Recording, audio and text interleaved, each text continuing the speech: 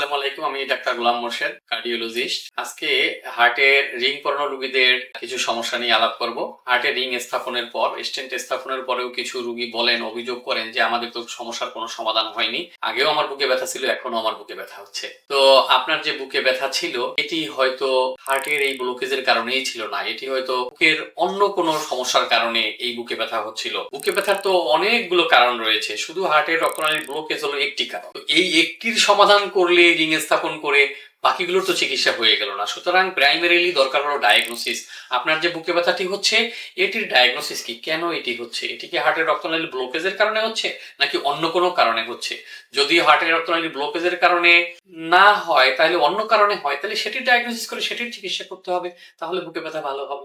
আর যদি হার্টের রক্তনালীর ব্লকেজের কারণে হয়, তাহলে সেটির চিকিৎসা করতে হবে, রিং স্থাপন করে হোক বা বাইপাস সার্জারি লাগুক বা ঔষধ দিয়ে হোক।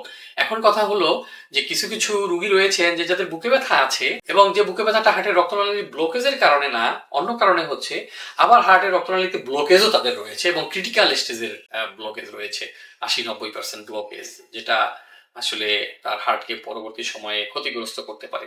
সেক্ষেত্রে আসলে এই রিং স্থাপনেরও প্রয়োজন হতে পারে বা ওপেন হার্ট সার্জারির উপর হতে পারে, এবং একই সাথে তার হার্টের যদি অন্য কোনো কারণে বুকে ব্যথা এসে থাকে, সেটারও চিকিৎসা করতে হবে।